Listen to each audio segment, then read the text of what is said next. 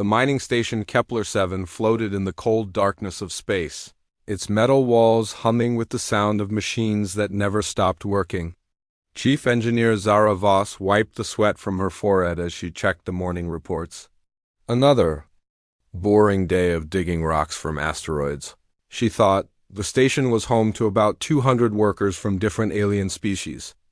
Most were here to mine valuable metals from the asteroid belt. Humans like Zara did the basic work, fixing machines, moving heavy things, and following orders from the alien supervisors who ran everything important. Zara had been working on Kepler-7 for 3 years now. She was good at her job, but like all humans, she knew her place. Humans were not smart enough or strong enough to be leaders. That was what everyone said, and that was what everyone believed. Commander Jake Sullivan was different from most humans on the station. He was one of the few humans who had been given a command position, though it was a small one. He managed the human workers and made sure they followed the rules set by the alien council members, who really controlled the station. That morning, Jake was drinking his coffee and looking at work schedules when Zara burst into his office. Her face was red with excitement, and she was breathing hard like she had been running. "Commander Sullivan, you need to see this," she said, holding up a small metal object that looked very old. Jake looked at the thing in her hands. It was about the size of his fist, made of some kind of metal that looked different from anything he had seen before. Strange symbols were carved into its surface. "What is it?" he asked. "I found it in asteroid section 7. But that's not the important part. There's something much bigger down there. Something that's been hidden for a very long time." Jake stood up from his desk. Zara was not the kind of person who got excited about nothing. If she said something was important, it probably was. "Show me," he said. They took a small transport ship to the asteroid field. The rocks here were huge, some as big as buildings. The mining machines had been digging into them for months, pulling out metals that would be sold across the galaxy. Zara led Jake to a deep hole that the machines had dug. At the bottom, barely visible under layers of rock dust, was something that made Jake's heart beat faster. It was a pod.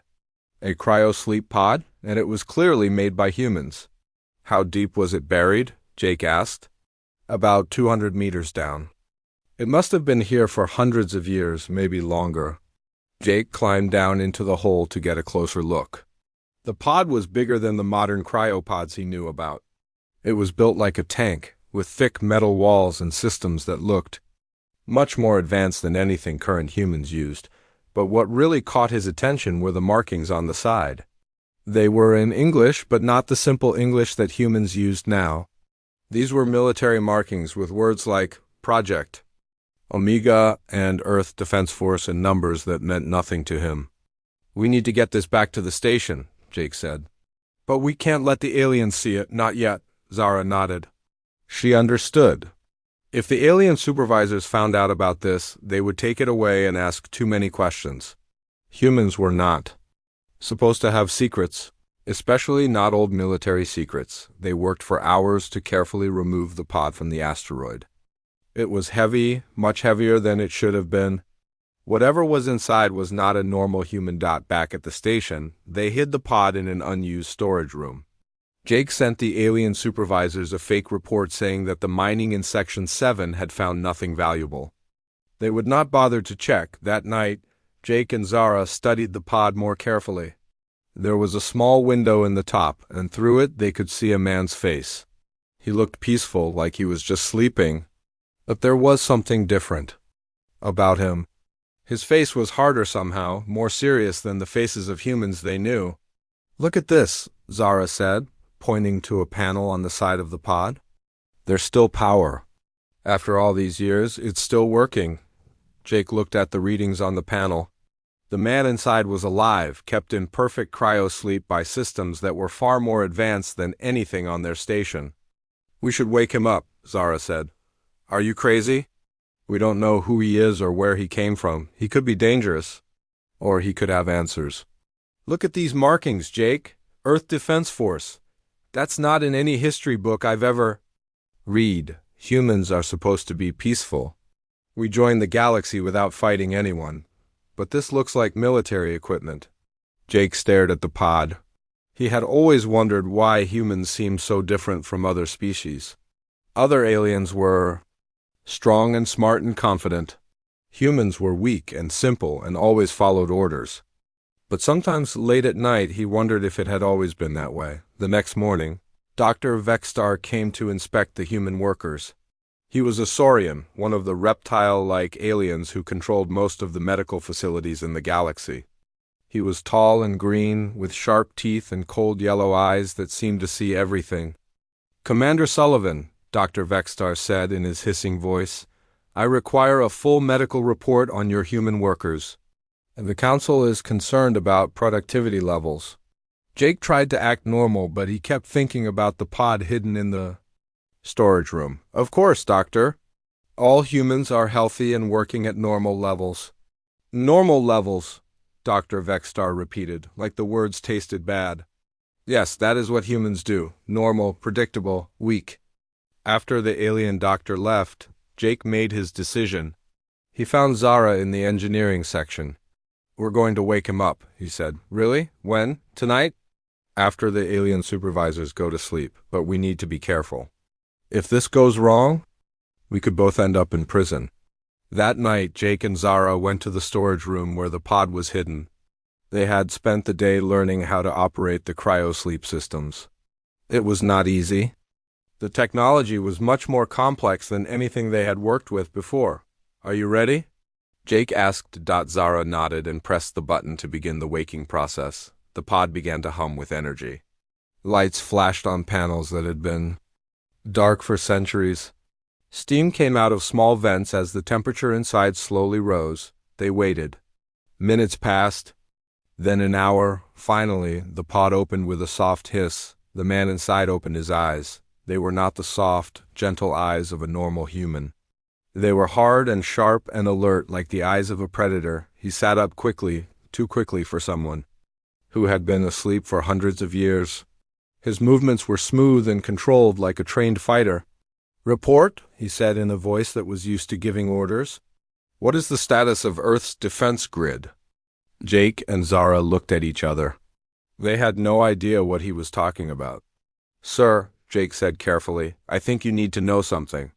Earth joined the Galactic Council peacefully over 300 years ago. There is no defense grid." The man stared at them for a long moment. Then he looked around the room, seeing the simple human technology and the basic equipment. "What year is it?" he asked. 2847, Zara answered. The man was quiet for a moment. Then he stood up, and Jake realized that he was much taller and stronger looking than any human he had ever seen. "My name is Lieutenant Colonel Nathan Cross," the man said, "and I think you need to tell me exactly what happened to my species." Jake had the feeling that their quiet life on the mining station was about to change forever. Nathan Cross stood in the small storage room, looking around at the simple equipment and basic technology. Everything seemed wrong to him. The walls were too thin, the machines too simple, and the humans in front of him looked weak and tired. "Tell me about Earth," he said to Jake and Zara. "Tell me what happened after I went into cryosleep." Jake did not know where to start. "Sir, Earth is part of the Galactic Council now. We have peace with all alien species. Humans live on dozens of worlds across the galaxy." "Peace," Nathan repeated the word like it tasted bad. "What kind of peace? Are we partners or servants?" Zara and Jake looked at each other. They had never really thought about it that way before. "We work for the aliens," Zara said slowly. "They give us jobs and places to live. We do the basic work while they handle the important decisions." Nathan's face got hard. "Show me around this station. I want to see how humans live now." They walked through the corridors of Kepler 7. Nathan moved differently from other humans. He was quiet and alert, like he was always ready for danger. His eyes saw everything, and Jake noticed that he seemed to be studying the station's defenses. In the cafeteria, Nathan watched human workers eating their simple food while alien supervisors sat at better tables with better meals. He saw humans stepping aside to let aliens pass, always keeping their heads down and speaking in quiet voices. "How many humans are on this station?" Nathan asked. "About 60, Jake answered. The rest are aliens from different species. And how many humans are in command positions? Just me, and only over the human workers. Nathan stopped walking. In my time, humans did not bow to anyone. We stood up straight and looked everyone in the eye. We were proud of what we were. Things are different now, Jake said. Humans are not as strong or smart as other species. We learned to accept our place. Not as strong? Nathan grabbed a metal rail in the corridor. His hand closed around it, and the thick metal bent like soft clay. Not as smart? He looked at the station's computer system and within minutes had figured out how to access information that Jake had never seen before. Zara stared at the bent metal. How did you do that? This is normal for humans from my time. We were soldiers, built to fight and survive. What happened to make humans so weak? Before anyone could answer, Dr. Vextar appeared around the corner. The tall Saurian doctor stopped when he saw Nathan. Commander Sullivan, who is this human? He is not in my medical records. Jake felt sweat on his forehead. This is Nathan Cross. He just arrived from Earth. Dr. Vextar studied Nathan with his cold yellow eyes. He looks different from other humans, taller, stronger. I must examine him immediately. That won't be necessary, Nathan said. His voice was calm, but there was something in it that made Dr. Vextar take a step back. All humans must be examined, the alien doctor said. Council rules. I don't follow council rules, Nathan said. Jake quickly stepped between them. Of course he'll be examined, Doctor. We just need to get him settled first. Dr. Vextar stared at Nathan for a long moment. Bring him to medical bay 7 in 1 hour. Do not be late. After the alien doctor left, Nathan turned to Jake. Why did you let him talk to us like that? Because he has power and we don't, Jake said. That's how things work now. Then things need to change. An hour later, they were in the medical bay. Dr. Vextar had Nathan lie on an examination table while he ran tests. The alien doctor's eyes got wider as he looked at the results. This is impossible, he said. Your bone density is 3 times normal human levels. Your muscle tissue is completely different. Your brain activity shows patterns I have never seen. Is that unusual? Nathan asked. Humans are weak creatures. Soft bones, simple muscles, slow thoughts. But you are like a different species entirely. While Dr. Vextar was distracted by his test results, Nathan quietly looked around the medical bay. He saw files on other humans who had been examined. The files showed that modern humans were indeed much weaker than him, but there was something else, something that made him angry. Doctor, Nathan said, these files show that humans used to be stronger. The oldest records show humans with better bones and muscles. What happened to them? Dr. Vextar quickly closed the files. Human evolution. Your species naturally became weaker over time. Evolution doesn't work that fast, Nathan said. And it doesn't make a species weaker. Something else happened. The alien doctor looked nervous. You ask too many questions. Most humans do not question things. I'm not like most humans. After the examination, Jake and Zara took Nathan to see engineer Lisa Park. She was smart and good with computers, and Jake thought she might be able to help them understand what was happening. Lisa was working on a broken mining machine when they found her. She was small and quiet, with tired eyes that showed she had been working too hard for too long. Lisa, Jake said, I need you to help us research something, but it has to be secret. Lisa looked at Nathan. Like everyone else, she noticed that he was different. What kind of research? I want to know about Project Omega, Nathan said. And I want to know what really happened when humans joined the Galactic Council. Lisa's face went pale. Those are classified records. I could get in trouble for looking at them. Then don't get caught, Nathan said. That night, Lisa worked on her computer while Nathan, Jake, and Zara watched. She had to be very careful, using special programs to hide what she was doing from the station's security systems. I found something, she said after hours of searching. But you're not going to like it. On her screen was a file marked Top Secret. Council eyes only. The file was about something called the Human Integration Project. According to this, Lisa said, humans didn't join the Council peacefully. There was a war, a big one. Humans fought against the alien species for over 20 years. Nathan leaned forward. What happened? Humans lost? But before they lost, they created something called Project Omega. It was a program to make super soldiers. Humans who were stronger, faster, and smarter than normal. The aliens were afraid of these super soldiers, Lisa continued. So when they won the war, they made a deal with the human leaders. Humans could live in peace across the galaxy, but only if they agreed to something called genetic modification. What kind of modification? Zara asked. Lisa looked sick. They changed human DNA, made humans weaker, less aggressive, less intelligent. The idea was to make sure humans could never fight back again. Nathan stood up so fast that his chair fell over. They poisoned my entire species. It gets worse, Lisa said. The Project Omega soldiers were supposed to be put in cryosleep until the war was over, but the human leaders never woke them up. They were afraid that if the super soldiers found out what had been done to humanity, they would start the war again. So they left us sleeping, Nathan said. They let their own species be turned into slaves rather than fight.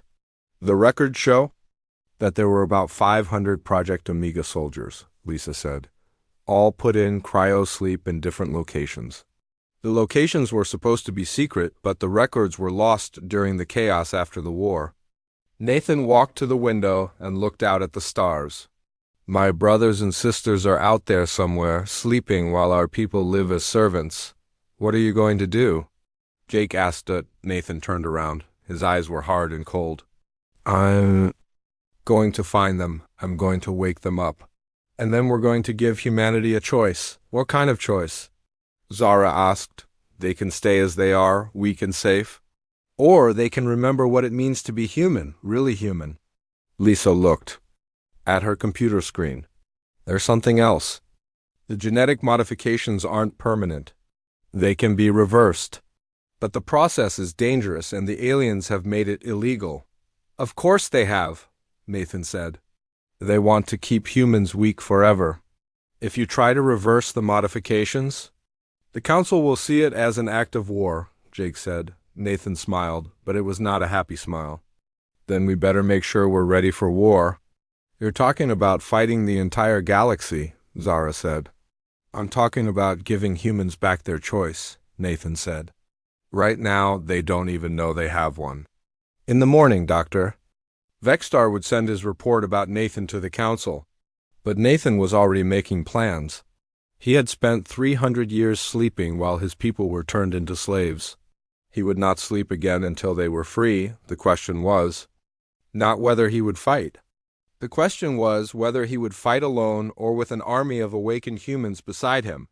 But first, he had to find the other cryopods. He had to wake up his brothers and sisters. And he had to hope that somewhere in the galaxy there were still humans who remembered what it meant to be strong. The next morning, alarms started ringing throughout the station. Red lights flashed in the corridors as an announcement came over the speakers. All personnel report to your stations immediately. Council security forces are approaching the station. Jake felt his heart sink. Dr. Vexstar must have sent his report about Nathan to the Council. Now they were coming to take him away. We have to hide you, Jake said to Nathan. No, Nathan said calmly. I'm tired of hiding. It's time these aliens learned what humans used to be like. Lisa was at her computer watching the security cameras. There are 12 ships approaching. All of them are Saurian military vessels. 12 ships for one human, Zara said. That seems like a lot. They're not just coming for me, Nathan said. They're coming because they're afraid. Dr. Vexstar's report probably told them that there's a human who doesn't follow their rules. Through the station's windows, they could see the alien ships getting closer. They were sleek and dangerous-looking, with weapons that could destroy the mining station in seconds. Maybe we should just let them take you, Jake said. If you fight them, they'll destroy the station and everyone on it. Nathan looked at Jake for a long moment. Is that what humans do now? Give up without a fight? We survive? Jake said. That's what we do. That's not living, Nathan said. That's just existing. The alien ships docked with the station. Soon, the corridors were full of Saurian soldiers in battle armor. They moved like they owned the place, pushing human workers aside and pointing their weapons at anyone who looked at them wrong. Commander Heshtar led the soldiers. He was bigger than Dr. Vextar, with scars on his face and arms that showed he had been in many battles. His yellow eyes were cold and mean. "Where is the human called Nathan Cross?" he demanded. Jake stepped forward. "I'm Commander Sullivan. What do you want with him?" "The Council has ordered his immediate capture for study. He is an anomaly that must be understood. He's just a human," Jake said. "What makes him so special?" Commander Heshtar smiled, showing his sharp teeth. "He is what humans used to be before we fixed them. He is proof that our work is not complete." Nathan walked into the room. He was not trying to hide anymore. The Saurian soldiers immediately pointed their weapons at him, but he did not seem worried. "I'm Nathan Cross," he said. "What do you want?" "You will come with us," Commander Heshtar said. "Do not resist, or we will hurt the other humans on this station. And if I come with you, what happens to me?" "You will be studied, your body will be examined, your mind will be tested. We will learn how you are different from other humans. And then? Then you will be changed. Made like the other humans, weak and safe." Nathan nodded slowly. "I understand. You want to finish what you started 300 years ago." "The Human Integration Project was a great success," Commander Heshtar said. "Humans are now peaceful and productive members of galactic society. But there are still a few old humans hidden in cryosleep. We cannot allow them to wake up and cause trouble." "What trouble could we cause?" Nathan asked. "We're just humans. You are weapons," the alien commander said. "Weapons that should have been destroyed long ago." That was when Nathan moved. He was faster than anything the Saurian soldiers had ever seen. One moment he was standing calmly in front of them. The next moment he was among them, moving like lightning. The first soldier's weapon was torn from his hands before he could fire. The second soldier was thrown across the room so hard that he hit the wall and did not get up. The third soldier managed to fire his weapon, but Nathan was not there anymore. In less than 30 seconds, all 12 Saurian soldiers were on the ground. Some were unconscious, others were groaning in pain. None of them were dead, but all of them were defeated. Commander Heshtar was the only one still standing. He looked at Nathan with fear in his yellow eyes. "Impossible," he said. "No human is." "That's strong. I'm not just any human," Nathan said. "I'm what your people were afraid of. I'm what you tried to destroy. If you kill me, the Council will send a fleet to destroy this station." "I'm not going to kill you," Nathan said. "I'm going to send you back with a message." Nathan grabbed the alien commander and lifted him off the ground with one hand. "Tell the Council that humanity is waking up. Tell them that we remember what we used to be. Tell them that we're not going to be slaves anymore." He set the commander down gently. "Now get off this station and don't come back." The Saurian soldiers limped back to their ships. As they left, Commander Heshtar turned back to Nathan. "You have started a war," he said. "No," Nathan said. "Your people started a war 300 years ago. I'm just finishing it." After the aliens left, the station was quiet. The human workers were all staring at Nathan with amazement and fear. They had never seen anyone fight like that before. "You just attacked Council forces," Jake said. "They'll be back with more ships." "I know," Nathan said. "That's why we need to move fast." Lisa was still at her computer. "I've been working on something while you were fighting. I think I found another cryopod."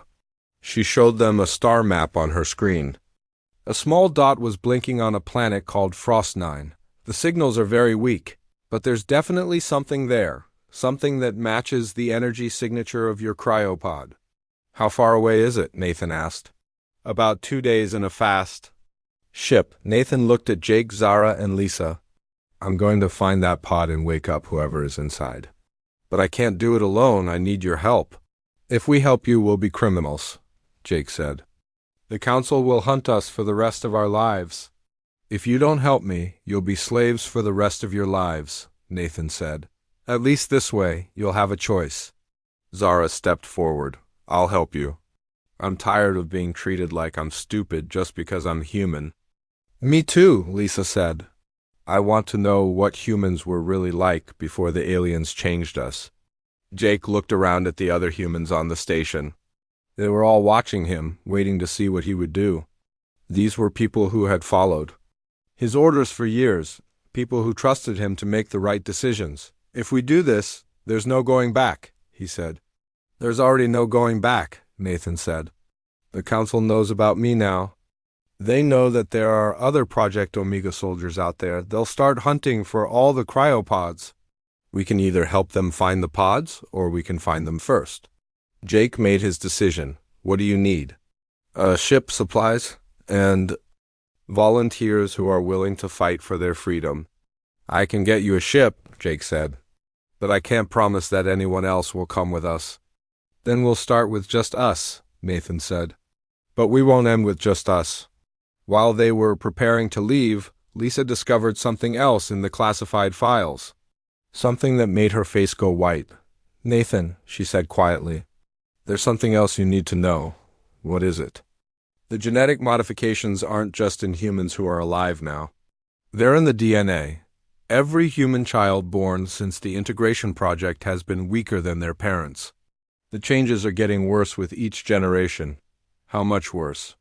If, nothing changes, humans will be completely helpless within 100 years. Maybe less. Nathan was quiet for a long moment.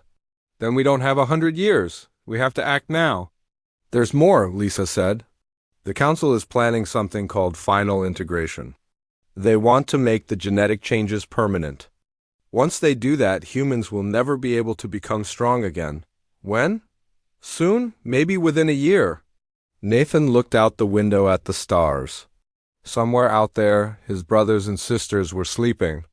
Somewhere out there, humans were living, as slaves without even knowing it. And somewhere out there, the aliens who had stolen humanity's strength were planning to make sure it could never be returned. We leave tonight, he said, and we don't stop until every human knows the truth. As they prepared to leave Kepler-7, Nathan thought about the choice that lay ahead. He could try to wake up a few Project Omega soldiers and live quietly somewhere far away. Or he could try to save his entire species and probably start a war that would kill millions. But as he watched the human workers on the station, saw how they kept their heads down and spoke in whispers, he knew there was really no choice at all. Humanity had been sleeping for 300 years. It was time to wake up. The stolen cargo ship moved quietly through space toward the ice planet Frost 9. Jake had managed to get them a fast transport vessel, but it was small and not built for fighting. If they ran into Council forces, they would have to run or hide. Nathan sat in the pilot's seat, learning how to fly the ship. The controls were simple compared to the military ships he remembered from his time, but everything felt wrong to him. Human technology was basic now, made for people who were not expected to do anything complex or dangerous. How long until we reach Frost 9? Zara asked from the back of the ship. About 6 hours, Nathan said. Are you sure about the signal you detected? Lisa looked at her portable computer. I'm sure. The energy pattern is exactly the same as your cryopod. There's definitely another Project Omega soldier down there. Jake was studying star charts on another screen. The planet is listed as uninhabited. Just ice and rock. No council bases or mining operations. Good, Nathan said. That means we won't have to fight our way in. Yet, Zara said. Once the council figures out what we're doing, they'll start watching all the places where cryopods might be hidden. Nathan had been thinking about that problem. We need to move faster than they do. Wake up as many soldiers as possible before they can stop us. How many pods do you think are out there? Jake asked. Lisa said the records mentioned 500 Project Omega soldiers, but the records were incomplete. There could be more. Or less, Lisa said. Some of the pods might have failed over the centuries. Some might have been found and destroyed. Already? As they got closer to Frost 9, Nathan felt something he had not felt since waking up. Hope. For the first time since learning what had happened to humanity, he thought they might actually have a chance. The planet was a ball of white. Ice hanging in the darkness. No cities, no lights, no signs of life. Just endless frozen wasteland under a gray sky. The signal is coming from the northern continent, Lisa said. About 200 kilometers from the equator. They landed the ship in a valley between two ice mountains. The cold was terrible, even with the heating systems in their suits. Nathan could handle it better than the others, but even he felt the freezing wind cutting through his clothes. How deep is the pod buried? Jake asked as they walked across. The ice. The signal suggests about 50 meters down, Lisa said, checking her scanner. This ice has been building up for thousands of years. They had brought mining equipment from the station, but it was slow work cutting through the ice. Nathan helped by breaking apart the larger chunks with his bare hands, something that amazed the others every time they saw it. There, Zara said. After 3 hours of digging, I can see metal. The cryopod was in better condition than Nathan's had been. The ice had protected it from damage, and all the systems were still working perfectly. Same design as yours, Jake observed. Same markings. Nathan, read the nameplate on the pod. Captain Ryan Blake, Project Omega, serial number 247. Do you know him? Lisa asked. I know the name. He was a good soldier. Tough fighter. If anyone could survive 300 years of cryosleep, it would be Ryan. They carefully moved the pod back to their ship. The warming process took several hours, and Nathan spent the time telling the others what he remembered about Captain Blake. He was a demolitions expert. Could blow up anything or build anything. He was also good at planning attacks and thinking through problems. Sounds like someone we could use, Jake said. When the pod finally opened, Captain Ryan Blake sat up slowly. He was almost as tall as Nathan, with short, dark hair and scars on his arms from old battles. His eyes were sharp and alert, just like Nathan's. Status report, he said immediately. We have a lot to explain, Nathan said. It took 2 hours to tell Ryan everything that had happened. About the war that humanity lost, about the genetic modifications, about the weak humans who now lived across the galaxy as servants to alien masters. Ryan listened without saying much. When Nathan finished, he was quiet for a long time. So we lost, he finally said. We lost the war, Nathan said. But we haven't lost everything. Not yet. How many of us are awake? Just you and me so far, but there are more pods out there. We're going to find them and wake up our brothers and sisters. Ryan stood up and tested his muscles. Like Nathan, he was much stronger than the modern humans. What's the plan? Wake up as many soldiers as we can, then give humanity a choice. They can stay weak and safe, or they can remember what it means to be human. And if they choose to stay weak, then we respect that choice, but at least it will be their choice to make. Ryan nodded. I'm with you. Where do we go next? Lisa had been working on her computer while they talked. I found 2 more signals. One on a moon called Silver 3, and another in an asteroid field near the Centauri system. How far apart are they? Nathan asked. About 4 days travel between them, but there's a problem. She showed them a news report on her screen. The headline. Read, Council Security Forces begin galaxy-wide search for illegal human technology. They're looking for us, Jake said. Not just us, Lisa said. They're searching every human settlement, every human ship, every place where humans work. They're looking for anything connected to the old military, Nathan read the report. The Council was calling it a security operation to protect humans from dangerous old technology. But Nathan knew what it really was. They were hunting for cryopods. We need to move faster, he said.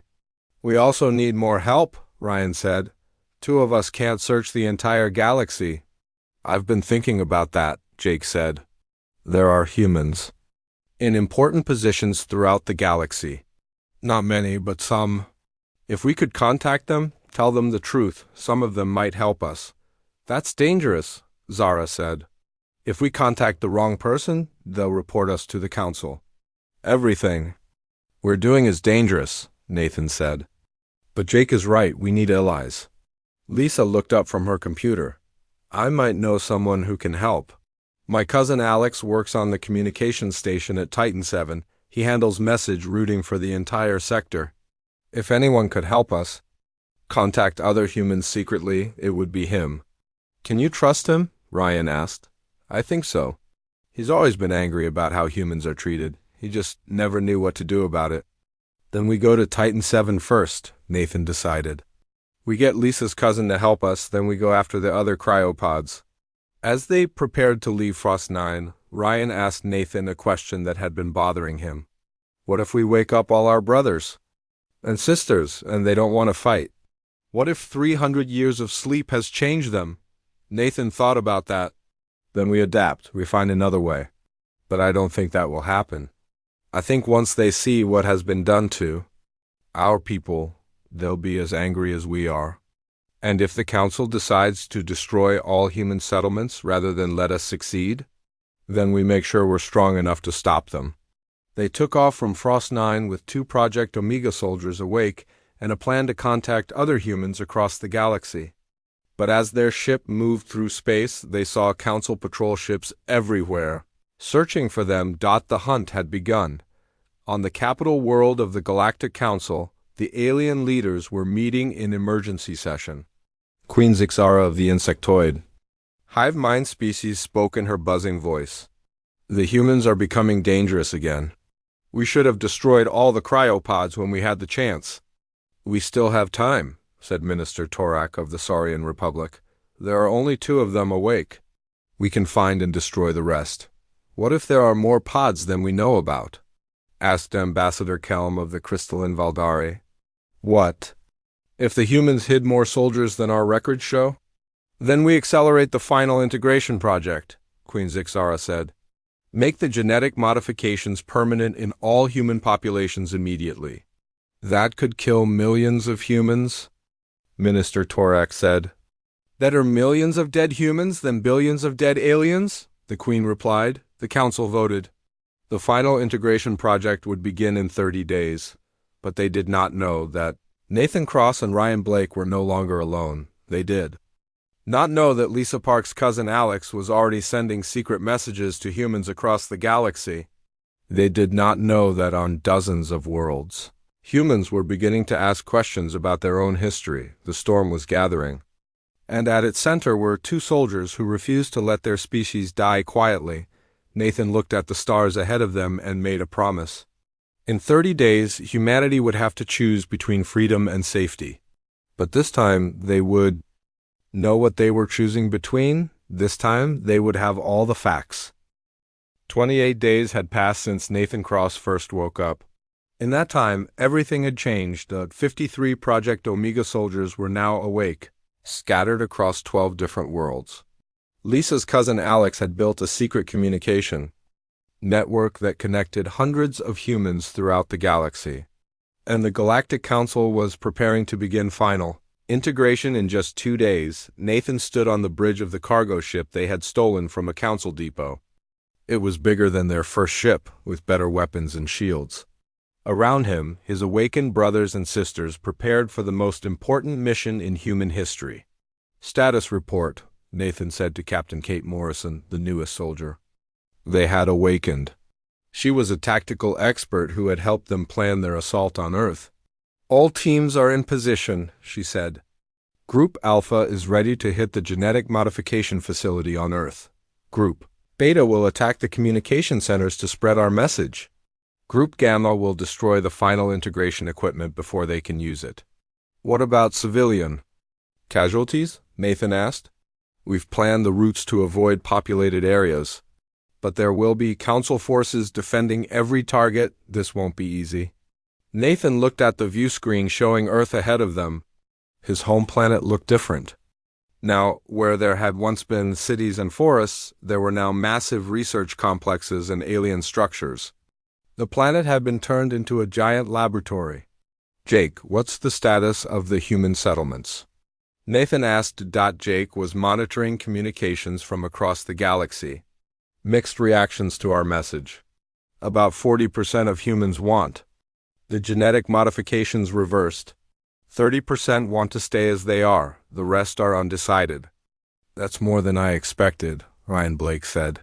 I thought most humans would be too afraid to choose freedom. Fear makes people careful, Nathan said. But it also makes them think about what they really want. Lisa was working at the computer station. I'm getting reports from our allies. The Council has moved up their timeline. Final integration begins tonight, not in 2 days. Then we go now, Nathan said. All teams begin the assault. The ship moved toward Earth's atmosphere. Below them, the largest genetic modification facility in the galaxy stretched across what had once been the North American continent. It was protected by hundreds of alien warships and orbital defense platforms. Incoming transmission from Council Fleet, Zara announced. They're ordering us to surrender. Tell them we'll surrender when they give humanity back its strength, Nathan said. The Council ships opened fire. Energy beams lit up the space around Earth as the battle began. Nathan's ship was fast but outnumbered. They had to reach the planet's surface before the alien weapons destroyed them. Hull damage on Deck 3, someone reported. Shields at 60%. Keep going, Nathan ordered. We only need to get close enough to land our teams. The ship dove through Earth's atmosphere, leaving trails of fire behind it. Council fighters followed them down, firing constantly. But Nathan's pilot was good, and they made it to the surface. Teams Alpha and Beta away, Kate Morrison reported. Beginning assault on primary targets. Nathan led his own team toward the main control center of the genetic facility. The building was enormous, filled with machines that had been changing human DNA for 3 centuries. At its heart was the computer system that controlled final integration across the galaxy. They fought through waves of alien guards. Saurian soldiers, insectoid hive mind warriors, and crystalline Valdari defenders all tried to stop them. But the Project Omega soldiers moved like lightning, using tactics and weapon skills that the aliens had never seen before. The main computer is on level 50, Lisa said, checking the building's layout on her scanner. But it's heavily defended. Then we go through the defenders, Ryan said, reloading his weapon. They moved up through the building, floor by floor. Each level brought more enemies, but also brought them closer to their goal. Nathan could feel the clock ticking. Somewhere in the galaxy, the final integration process was beginning. If they failed here, humanity would be changed forever. On level 35, they ran into something unexpected. A group of modern humans was already fighting the alien guards. Who are you? Nathan called out to their leader, a woman with determined eyes and a plasma rifle. I'm Dr. Amy Peterson, she said. I work here. When we got your message about what they were really doing to humans, some of us decided to fight back. How many of you? About 200 throughout the facility. We've been sabotaging the equipment and trying to stop the final integration process. Nathan felt a surge of hope. Modern humans were fighting alongside them. Weak or not, they were choosing freedom over safety. Can you get us to the main computer? He asked. Follow me, Dr. Peterson said. They fought their way to level 50 together. The main computer room was protected by the most dangerous alien warriors Nathan had ever seen. Elite Council guards with advanced armor and weapons that could punch through their stolen shields. This is it, Nathan said to his team.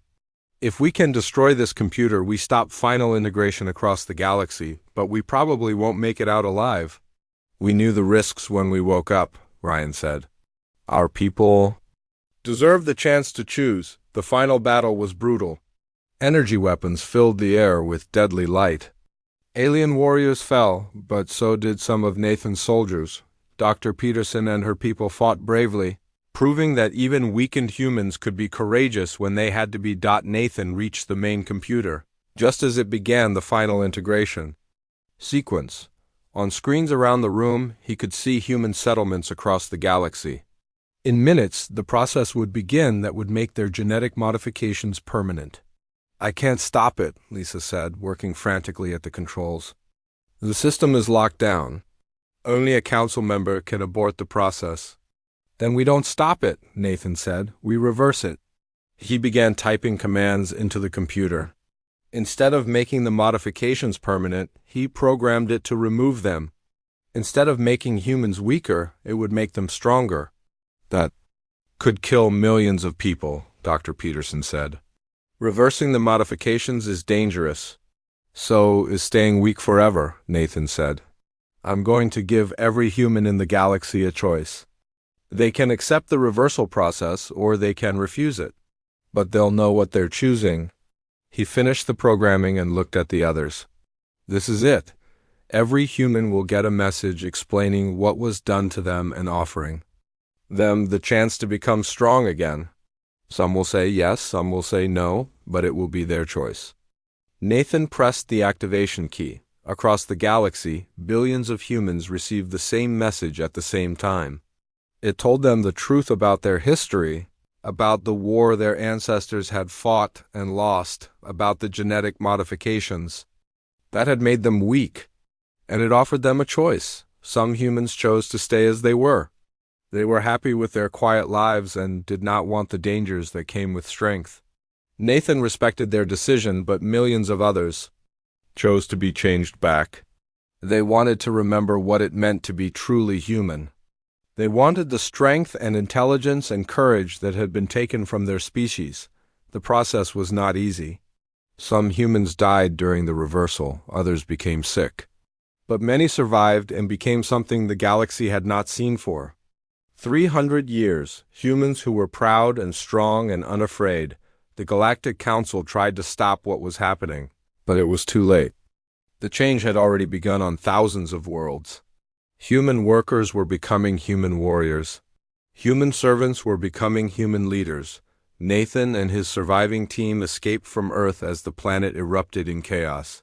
The genetic facility was in ruins and the aliens were retreating to their ships. What happens now? Jake asked as they flew away from Earth. Now humanity grows up, Nathan said. We'll have some humans who are strong and some who are weak. We'll have some who want to fight and some who want peace. But they'll all be making their own choices. Will there be war? Zara asked. Probably, Nathan said. The Council won't give up their control easily. But this time, if there's a war, humanity won't be fighting alone, and we won't be fighting as slaves. On the view screen, Earth grew smaller behind them. But Nathan could see the lights of human ships launching from the planet's surface. Ships, full of people who had chosen strength over safety, freedom over comfort. The galaxy would never be the same. Humanity was awake again, and this time, they would not go quietly into the darkness. Nathan looked at the stars ahead and smiled. For the first time in 300 years, humans had a real choice about their future. Some would choose the old ways, some would choose the new. But whatever they chose, it would be their decision to make. The age of human slavery was over. The age of human choice had begun.